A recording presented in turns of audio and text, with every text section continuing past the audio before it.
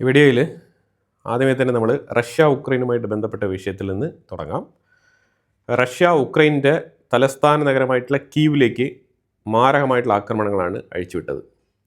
ഇതിൽ നിരവധി പേര് കൊല്ലപ്പെട്ടിട്ടുണ്ട്, ഒരുപാട് പേർക്ക് ഗുരുതരമായിട്ടുള്ള പരിക്കുകളുമുണ്ട്. റെസിഡൻഷ്യൽ ഏരിയ ആയിക്കോട്ടെ, അതേപോലെ തന്നെ നിരവധി ഏരിയകൾ ടാർഗറ്റ് ചെയ്ത് തന്നെയാണ് അറ്റാക്ക് നടത്തിയത്.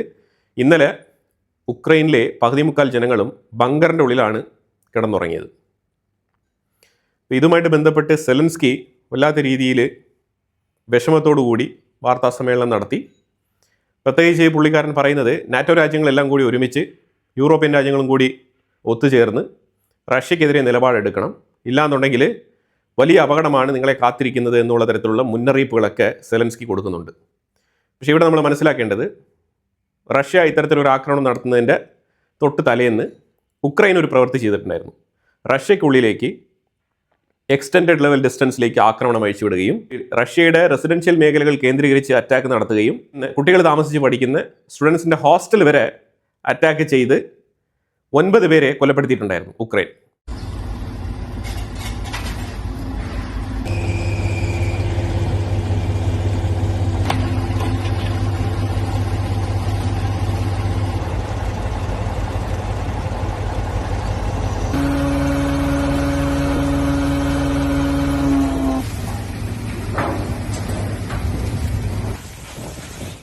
അതായത് പൊതുജനങ്ങൾ താമസിക്കുന്ന ഏരിയകളിൽ കടന്നാക്രമണം നടത്തിയ ഉക്രൈന് കൃത്യമായിട്ടുള്ള മറുപടിയാണ് റഷ്യ കൊടുത്തിരിക്കുന്നത് എന്നാണ് റഷ്യയുടെ സൈഡിൽ നിന്നുള്ള എക്സ്പ്ലനേഷൻ. ഇനി ഈ യൂറോപ്യൻ യൂണിയൻ ആയിക്കോട്ടെ, അതുപോലെ തന്നെ റൊമേനിയ ആയിക്കോട്ടെ, റൊമാനിയയ്ക്കുള്ളിൽ റഷ്യയുടെ ഡ്രോൺ അറ്റാക്ക് നടന്നതിനെ ചൊല്ലി ഒരു തരത്തിലുള്ള നാറ്റോ സംഘടനകളുടെ കൂട്ടായ്മയും വിളിച്ചു ചേർത്തിട്ടില്ല നാറ്റോ സംഘടനകൾ. എന്തുകൊണ്ടാണ്? റൊമാനിയ ഒരു നാറ്റോ രാജ്യമല്ലേ. നാറ്റോ സംഘടനകൾ ഒരു കൂട്ടായ്മ വിളിച്ച് ചേർക്കാത്തത് എന്താണ്? അവിടെയാണ് ഒരു ഡിപ്ലോമാറ്റിക് ഇരട്ടത്താപ്പുള്ളത്. കാരണം നാറ്റോ രാജ്യങ്ങളുടെ കൂട്ടായ്മ വിളിച്ച് ചേർത്ത് കഴിഞ്ഞാൽ അമേരിക്ക അതിൽ പങ്കെടുക്കേണ്ടി വരും. അമേരിക്ക പങ്കെടുത്തു കഴിഞ്ഞാൽ അവിടെ സംഭവിക്കാൻ പോകുന്നത്, നിങ്ങളുടെ എല്ലാവരുടെയും പിന്തുണ ആഗ്രഹിച്ചുകൊണ്ടാണ് ഞാൻ ഇറാന് മേളിൽ കടന്നാക്രമണം നടത്തിയത്, പക്ഷേ അവസാനം നിങ്ങളെല്ലാവരും കൈമലർത്തി കാണിച്ചു എന്നുള്ള തരത്തിൽ ഒരു ബ്ലെയിം അമേരിക്കയുടെ സൈഡിൽ നാറ്റോ രാജ്യങ്ങൾക്കെതിരെ ഉയർന്നു വരാൻ സാധ്യത വളരെ കൂടുതലാണ്. സാധ്യത മാത്രമല്ല, അത് ഉയർന്നു വരും. അതുകൊണ്ടാണ് ഇവർ വളരെ നൈസായിട്ട് ഈ റൊമാനിയയിലേക്ക് റഷ്യ നടത്തിയ ഡ്രോൺ ആക്രമണത്തിനെ ഇഗ്നോർ ചെയ്യാൻ ശ്രമിക്കുന്നത്. ഇതാണ് യൂറോപ്പും നാറ്റോ രാജ്യങ്ങളും. ഇവിടെയാണ് നമ്മൾ കൃത്യമായിട്ട് മനസ്സിലാക്കേണ്ടത്, ഇവരുടെ ഹിപ്പോക്രസി, ഇരട്ടത്താപ്പ് മനസ്സിലാക്കേണ്ടത്. അത് അമേരിക്കയുടെ ഇൻവോൾവ്മെൻറ്റ് തടയാൻ വേണ്ടിയിട്ടാണ് അവർ മനഃപൂർവ്വം റൊമാനിയ ഡ്രോൺ ആക്രമണവുമായിട്ട് ബന്ധപ്പെട്ട വിഷയത്തിൽ ഒരു മീറ്റിംഗ് വിളിച്ച് ചേർക്കാത്തത്. ഇപ്പോൾ ഇമ്മാനുവൽ മാക്രോൺ ശരിക്കും ഡൊണാൾഡ് ട്രംപുമായിട്ട് ഒരു ടെലിഫോൺ കോൺവെർസേഷൻ നടത്തിയിട്ടുണ്ട്. അത് പ്രത്യേകിച്ച് എന്തിനാണെന്ന് പറഞ്ഞാൽ, സ്ട്രേറ്റ് ഓഫ് ഹോർമോസുമായിട്ട് ബന്ധപ്പെട്ട വിഷയത്തിൽ ഞങ്ങളുടെ ഇടപെടൽ, സെക്യൂരിറ്റി ഉറപ്പുവരുത്താൻ വേണ്ടിയിട്ട് ഞങ്ങളുടെ യുദ്ധക്കപ്പലുകളെ അയച്ചു വയ്ക്കാം എന്നുള്ളൊരു ഉറപ്പാണ് ഇമ്മാനുവൽ മാക്രോൺ ട്രംപിന് നൽകിയത്. പക്ഷേ ഇവിടെ ഒരു കാര്യം മനസ്സിലാക്കണം, ഇമ്മാനുവൽ മാക്രോൺ മാത്രമല്ല, യൂറോപ്യൻ രാജ്യങ്ങളെല്ലാം തന്നെ വിചാരിച്ചിരിക്കുന്നത് യുദ്ധം അവസാനിച്ചു, അപ്പോൾ ഇനി എന്തായാലും യുദ്ധം ഉണ്ടാവില്ല, അപ്പോൾ അതുകൊണ്ട് നമ്മളുടെ യുദ്ധക്കപ്പലുകളെ അയച്ചു വെക്കുന്നതിൽ തെറ്റില്ല എന്നാണ് അവർ കരുതുന്നത്. പക്ഷേ ഇവിടെ യുദ്ധം ഇതുവരെ അവസാനിച്ചിട്ടില്ല, ഒരു തരത്തിലും നെഗോസിയേഷൻ മുന്നോട്ട് പോകുന്നില്ല, നെഗോസിയേഷൻ വഴിമുട്ടി നിൽക്കുന്ന ഒരു സാഹചര്യമാണ്. അപ്പോൾ ഈ സാഹചര്യത്തിൽ ഇപ്പം എന്തുകൊണ്ടാണ് ഈ സമയത്ത് മാക്രോൺ ഇടപെടൽ നടത്തുന്നതെന്ന് ചോദിച്ചു കഴിഞ്ഞാൽ, അവിടെയാണ് നമ്മൾ മനസ്സിലാക്കേണ്ടത്, ഫ്രാൻസിൻ്റെ ഉള്ളിൽ റെഫ്യൂജി ക്രൈസിസ് തുടങ്ങിയിട്ടുണ്ട്. അതായത് ആഫ്രിക്കക്കാരായിട്ടുള്ള ഇല്ലീഗൽ ഇമിഗ്രൻറ്റുകൾ ഹംഗറിയിൽ ഒരു ഫുട്ബോൾ മാച്ച് നടന്നതിനെ തുടർന്ന് ആർസനൽ എന്ന് പറഞ്ഞ ടീം അവിടെ പരാജയപ്പെടുകയും അതിനെ തുടർന്ന് അതിൻ്റെ ദേഷ്യം മൊത്തം ഫ്രാൻസിലെ പാരീസിനുള്ളിൽ അഴിഞ്ഞാടി തീർത്തു എന്ന് വേണമെങ്കിൽ പറയാം.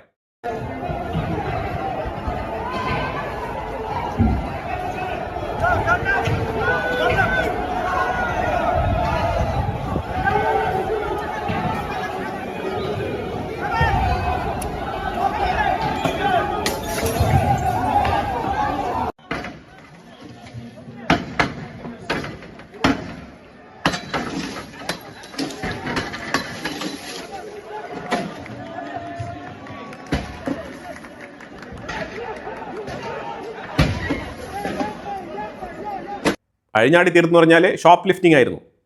ഈ ഇല്ലീഗൽ ഇമിഗ്രൻറ്റുകൾ എന്താണ് ചെയ്യുന്നത് പറഞ്ഞാൽ, ഏതെങ്കിലും ഒരു അവസരം ഇങ്ങനെ വീണ് കിട്ടാൻ വേണ്ടി കാത്തിരിക്കുകയും ഏതെങ്കിലും ഒരു സംഘടന ഒരു പ്രതിഷേധമോ ഒരു പ്രകടനമോ നടത്തുകയാണെന്നുണ്ടെങ്കിൽ അതിൻ്റെ ഉള്ളിൽ കടന്നു കയറി അവിടെ നമ്മൾ ദീപാവലിക്ക് പൊട്ടിക്കുന്ന പോലത്തെ കുറച്ച് പടക്കങ്ങളൊക്കെ പൊട്ടിച്ച് കലാപം ആളിക്കത്തിക്കുകയും അതിലൂടെ ഷോപ്പുകളുടെ ചില്ലുകളൊക്കെ തകർത്ത് ഷോപ്പുകളുടെ ഉള്ളിൽ കയറി കൊള്ളയടിക്കുന്ന ഒരു രീതിയാണ് ഇപ്പം പൊതുവെ യൂറോപ്പിൽ കണ്ടുവരുന്നത്. പണ്ട് ഗ്രീസിലും ഇതേപോലെ ഉണ്ടായിരുന്നു, പല യൂറോപ്യൻ രാജ്യങ്ങളിലും ഇതേപോലെ സംഭവിക്കുന്നുണ്ട്, UK തുടരെ ഇത് സംഭവിക്കാറുണ്ട്. അത്തരത്തിലുള്ള ഒരു മാതൃകയാണ് ഇപ്പം ഫ്രാൻസിൽ പാരീസിൻ്റെ ഉള്ളിൽ റിപ്ലിക്കേറ്റ് ചെയ്തിരിക്കുന്നത്. ഡെക്കാത്തലോണിൻ്റെ ഷോപ്പ് വരെ ചില്ലൊക്കെ പൊട്ടിച്ചകത്ത് കയറി സാധനങ്ങളൊക്കെ മോട്ടിച്ചുകൊണ്ട് പോയിരിക്കുകയാണ്. ഫ്രാൻസിൻ്റെ ഉള്ളിൽ ഇമ്മാനുവൽ മാക്രോണിൻ്റെ അപ്രൂവൽ റേറ്റ് കുറഞ്ഞുകൊണ്ട് വരികയാണ്.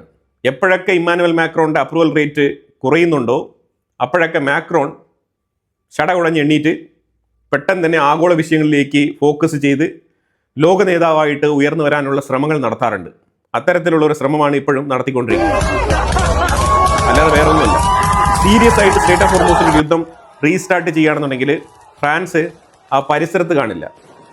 അവരപ്പോഴേ അവരുടെ കപ്പലെടുത്ത് സ്ഥലം വിടും. അവർ പറയും യുദ്ധവുമായിട്ട് ബന്ധപ്പെട്ട വിഷയത്തിൽ ഞങ്ങൾക്ക് ഇടപെടാൻ കഴിയില്ല, യുദ്ധം തുടങ്ങിയ സ്ഥിതിക്ക് ഞങ്ങൾ കപ്പലുമായിട്ട് ഞങ്ങൾ നാട്ടിലേക്ക് മടങ്ങിപ്പോവാണ് എന്നേ അവർ പറയുള്ളൂ. യുദ്ധമൊന്നുമില്ലെങ്കിൽ അവർ വെറുതെ ഇങ്ങനെ കപ്പലൊക്കെ കൊണ്ട് ഇങ്ങനെ അങ്ങോട്ടും ഇങ്ങോട്ടൊക്കെ പോയി ഇറാനുമായിട്ട് ചെറിയ ചർച്ചയൊക്കെ നടത്തി, ഡൊണാൾഡ് ട്രംപുമായിട്ട് ചെറിയ ഫോൺ കോൺവെർസേഷനൊക്കെ നടത്തി അവർ കുറച്ച് ലെവറേജ് എടുക്കാൻ ശ്രമിക്കും. അത് മാത്രമാണ് ഇവിടെ ഫ്രാൻസ് കാണിച്ചുകൊണ്ടിരിക്കുന്ന നാടകം. ഇമ്മാനുവൽ മാക്രോൺ ഫ്രാൻസിൻ്റെ ഉള്ളിൽ പൊരിഞ്ഞടി നടക്കുകയാണ്. ഈ ഫുട്ബോൾ മാച്ച് നടന്നത് ഹംഗറിയിലാണ്, ഫ്രാൻസിൻ്റെ ഉള്ളിൽ പോലുമല്ല. എന്നിട്ടും ഫ്രാൻസിൻ്റെ ഉള്ളിൽ ഈ ആർസനൽ തോറ്റതുമായിട്ട് ബന്ധപ്പെട്ട കലാപം നടന്നുകൊണ്ടിരിക്കുന്ന ആ സെയിം ഡേ ഇമ്മാനുവൽ മാക്രോൺ പത്രങ്ങളുടെ തലക്കെട്ട് മാറ്റാൻ വേണ്ടിയിട്ടുള്ള ശ്രമം നടത്തിയിട്ടുണ്ടായിരുന്നു. അതെങ്ങനെയാണെന്ന് പറഞ്ഞാൽ, അതായത് ഫ്രാൻസിൽ നടക്കുന്ന ഈ കലാപങ്ങളെ പത്രങ്ങൾ കൂടുതലായിട്ട് ഫോക്കസ് ചെയ്യാതിരിക്കാൻ വേണ്ടിയിട്ട് ആ സെയിം ഡേ തന്നെ ഇമ്മാനുവൽ മാക്രോൺ സൗദിയിലെ ക്രൗൺ പ്രിൻസ് ആയിട്ടുള്ള MBSനെ വിളിച്ച് സംസാരിക്കുകയാണ്. സ്ട്രേറ്റ് ഓഫ് ഹോർമൂസിലെ പ്രശ്നങ്ങൾ പരിഹരിക്കാനും അതുമായിട്ട് ബന്ധപ്പെട്ട ഒരു ലോങ് ടോക്ക്, ഒരു നീണ്ട ചർച്ച ടെലിഫോണിലൂടെ. എന്നിട്ട് പിറ്റേ ദിവസം പത്രത്തിൽ ഫ്രഞ്ച് മീഡിയ പ്രധാനമായിട്ട് ഫോക്കസ് ചെയ്തിരുന്നത് ഈ ഇമ്മാനുവൽ മാക്രോണും MBSും തമ്മിലുള്ള ടെലിഫോൺ കോൺവെർസേഷനാണ്. അന്ന് അതേ ദിവസം സെയിം ഡേ രാത്രി ഫ്രാൻസിൻ്റെ തലസ്ഥാനമായിട്ടുള്ള പാരീസിൻ്റെ ഉള്ളിൽ കലാപഭൂമിയായിരുന്നു. ഇതിൽ ഫ്രണ്ട് പേജിൽ കൊടുത്ത വാർത്ത എന്ന് പറഞ്ഞാൽ ഗ്ലോബൽ ക്രൈസിസ്. ഫ്രാൻസിൽ നടക്കുന്ന ഒരു വിഷയമേ അല്ല, ഇവിടെ സ്ട്രേറ്റ് ഓഫ് ഹോർമൂസ് അടച്ചിട്ടിരിക്കുന്നതും അതുമായിട്ട് ബന്ധപ്പെട്ട മിഡിൽ ഈസ്റ്റ് കോൺഫ്ലിക്റ്റ് ആണ് ഇവിടെ ഏറ്റവും വലിയ പ്രശ്നം എന്നുള്ള രീതിയിൽ അതിനെ പർവ്വതീകരിച്ച് കാണിച്ചുകൊണ്ടുള്ള വാർത്തയാണ് അവർ പ്രിന്റ് ചെയ്തത്. ഫ്രാൻസിനെ തുടർന്ന് യൂറോപ്യൻ മാധ്യമങ്ങളെല്ലാം തന്നെ ഇത് പ്രിന്റ് ചെയ്യുകയാണ് ചെയ്തത്. ഫ്രാൻസിനെ തുടർന്ന് യൂറോപ്യൻ മാധ്യമങ്ങളെല്ലാം തന്നെ ഇതേ മാതൃകയാണ് അവർ ഫോളോ ചെയ്തത്. തീർച്ചയായിട്ടും ഏഷ്യൻ മാധ്യമങ്ങൾ ഫ്രാൻസിൽ നടന്ന കലാപത്തിനെ കുറിച്ച് ഡീറ്റെയിൽ ആയിട്ട് റിപ്പോർട്ട് ചെയ്തിട്ടുണ്ടായിരുന്നു. ഇനി റഷ്യ ഓവർനൈറ്റ് ഉക്രൈൻ്റെ ഉള്ളിൽ 729 ഡ്രോണുകളും പിന്നെ കുറേ മിസൈലുകളും വെച്ച് അറ്റാക്ക് നടത്തിയിട്ടുണ്ട്. മാരകമായിട്ടുള്ള അറ്റാക്കാണ്. ഫൂട്ടേജസ് ഞാൻ ആഡ് ചെയ്യുന്നുണ്ട്.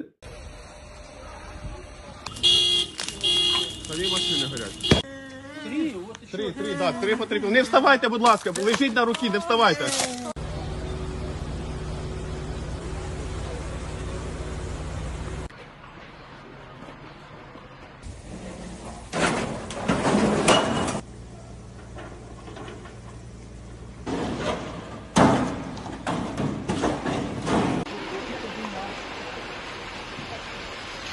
Я вообще ничего не могла помнить, что было.